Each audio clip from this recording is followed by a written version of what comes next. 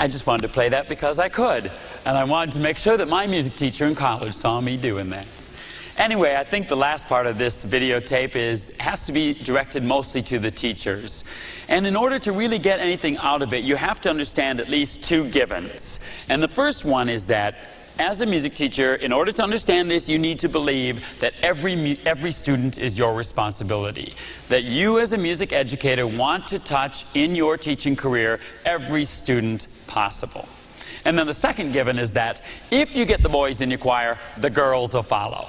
Now, if you believe that, the goal of this little talk is simply that we've got to build our numbers. Building up your numbers so that the administration, the school board, whatever it is, can't afford not to hire you. They can't afford to get rid of you. If you've got 100 students in your classroom and they cancel your class, they've got to hire 4 or maybe even 5 teachers to take your place, and they simply can't afford it. So now, how do you get those numbers in there? Well, here are some ways, after talking to a lot of music teachers across the country, and I've been fortunate to get to work with some really, really terrific ones with huge programs.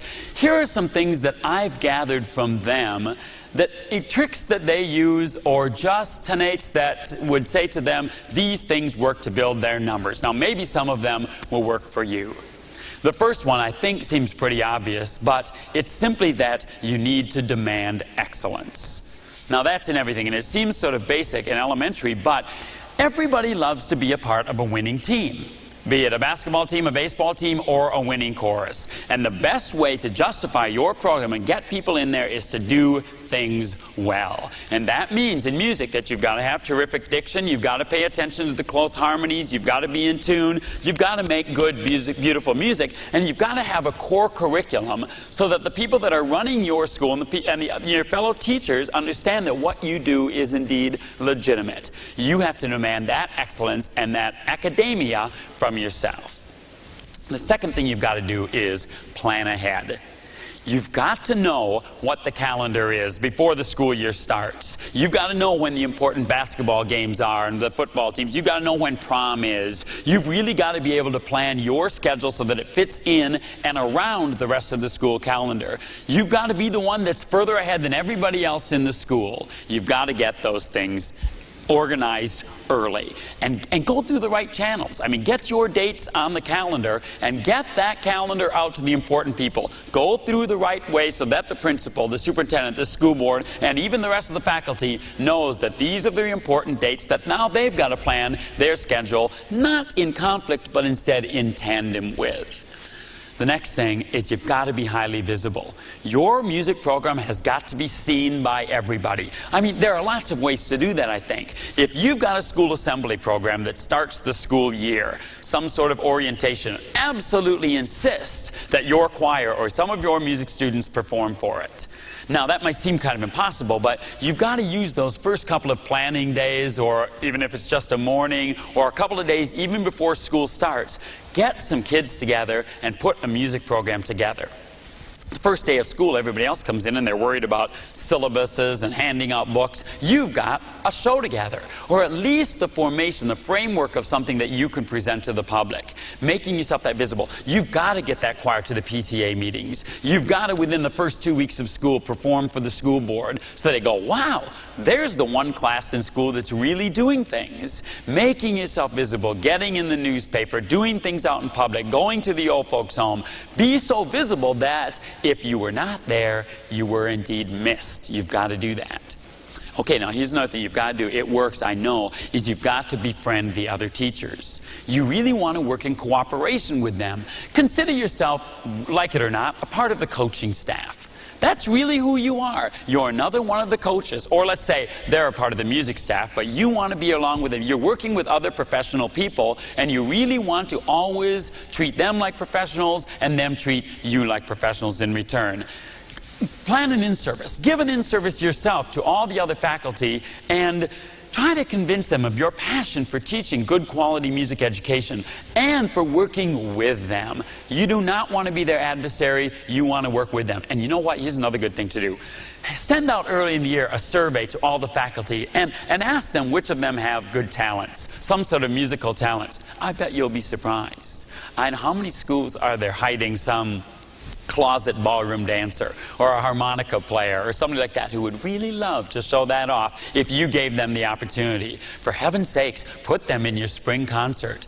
Get a faculty choir together and sing one number. Let them feel a part of your choral music program instead of that you're the one that they've always got to work around. Instead, they want to help you be a part of. They want to be a part of your organization. That's wonderful. Going along the same lines, I know of choirs who've even done things like singing telegrams, and then whenever it's a teacher's birthday, boy, the choir shows up in that teacher's room and sings to them happy birthday, or on Valentine's Day. Some way to make that teacher really feel special and that the choir has remembered them. Then along the same lines, you've got to be flexible. You've got to be flexible. You have to be demanding too, flexible and demanding. I mean, you can be demanding of those students. You've really got, sometimes, yes, you've got to say you've got to sacrifice something else for music. On the other hand, you've got to be flexible enough to understand that they are being pulled a million different directions. Scheduling their lives is chaotic. The last thing you want to do is get in some sort of a feud between your students, another teacher, another organization. You really don't want them to have to make choices. You want them to be able to do it all. Being flexible means once in a while that you're going to have to do a concert. I know, you hate to say it, but once in a while you might have to do a performance, less a few basketball players. They may indeed have to be someplace else. In fact, that night, the basketball game might be more important, and you've got to maintain flexibility all the time. I kind of look at the athletics and music conflict some ways as a performance for you is like a game for them. A rehearsal for you is like a practice for them. Sometimes you've got to let them go from rehearsal so that they can go play a game. But sometimes you can demand from them that they miss a practice in order to be a part of a concert. I think that's fair, and you have to work cooperatively to make that happen. I know that's easier said than done, but that's a goal, and it will help your numbers so that kids don't feel they have to make a choice between you and them. Okay, now you've got to also then recruit the student leadership. Get those doers, movers, and shakers into your classroom. Those are the ones who will bring the others with you. Gosh, if you get the captain of the football team there, the rest of the team's going to follow. If you get numero uno cheerleader in there, so will the rest. They'll all follow, and you got to get those in there. You know, this is another place to go and address other teachers. Let them be a part of that. Go to the teachers and ask them, look, in your history class or your science class or whatever it is, tell me who are the kids that are really doing it? Who are the kids that are the real sparklers? Don't even worry about the fact that maybe they'd like to sing or not. That's irrelevant to begin with. Get that leadership in there. And sometimes get those student leaders, catch them in the hallway and drag them into the room and say, hey, can you sing? A lot of times they'll say, no, I can't sing a note. And say, well, will you just stop by the choir room and let's try it out. And sometime in private, get them in there. Any kid likes to be complimented. I mean, if you can get them to sing a high note or sing a low note, they like that. If you say, gosh, you know, you can sing really musically, even if it's a few notes, even if it's not right in tune, compliment them, get them in the classroom, and then they can be the leadership in your music program as they are in the rest of the school. Another thing is that you've got to show interest in the other school activities. You really have to be at those basketball games. You've got to go to the football games. You've got to go to the forensic meets. You've got to go to the drama club. You've got to be at those things. And then you've got to talk about them in class the next day. And you've got to have those sports pictures from the newspaper up in your room. You've got to make them aware that you value their whole life, not just their musical life. Everything that makes them a valuable human being is important to you, and you need to let them know that it's that. I think that's just fair. Getting recommendations from those other teachers. Maybe I alluded to that before, but getting recommendations from other faculty and teachers and parents and townspeople for the leadership in your choir will be terrific. There are people that will know those hidden talents better than you, and you want to bring those in, and those kids that, some wallflower that is too shy to come into the music class, you can do it for them. And somebody will tip you off. Get recommendations from the other kids. Hey, I heard this girl sing in church last week. She was dynamite. Or talk to the minister himself. Who there in the youth group is really doing it and really making music, and get those kids to be a part of your program. Then you've got to appreciate the variety.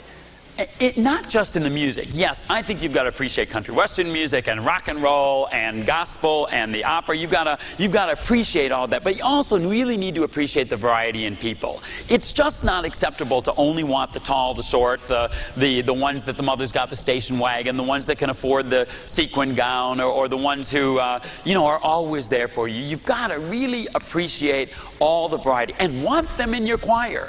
I mean, you want the kids who are the fast learners and the slow learners. You want the handicapped kids, the heavy kids, the skinny kids, the insecure kids, the kids that need you more than anybody. You need to appreciate that variety and welcome them. Make your room the one where they're welcome to come in on lunch hour, on study halls, to talk to you, to feel like this is a haven. This is a place. Comfort. They found comfort in the music room.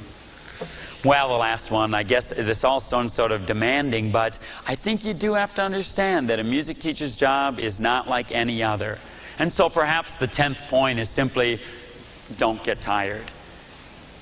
Don't get tired of doing it. Don't get tired of thinking about it, talking about it, recruiting. Don't get tired of it. It cannot be done in an 8-hour day. Being a music teacher, building a program, cannot possibly be done in the amount of hours that perhaps some other teachers can get away with. You cannot do it. You've got to go the extra mile. Or don't complain about not having a building program. You've got to go the extra mile. It is impossible. It's an impossible task. I think so often of that story about the starfish. There's a gazillion starfish laying on the beach. Millions of them, and the tide has gone out, and they're all sort of drying up there in the sun. And this old man comes along, and he picks up this starfish and throws it out to sea. And then he picks up another one and throws it out to sea. And this young guy comes along and says, "What are you doing? I mean, there are a million starfish here. You cannot possibly... You're picking them up one at a time. You're not making any difference whatsoever." And the old guy just says, "I'm making a big difference to those few that I pick up and throw back out to sea." Oh, a music teacher's life is like that, I think. You just get them up to where you really like them, and they send you another batch. Sometimes you have 300 kids a day or something like that. It seems so impossible. You think, I cannot possibly touch every one of those kids. It is almost impossible. But it's your responsibility. It's your assignment. You have to do it. You can't get tired of doing it because you believe in your heart of hearts that indeed music is basic. It touches and heals like nothing else can to help kids get through life. You believe that. And like that man with the starfish, you won't reach everybody. But for those that you do, you're going to change lives. And that's worth a little extra effort. And it's worth never getting tired. I believe that.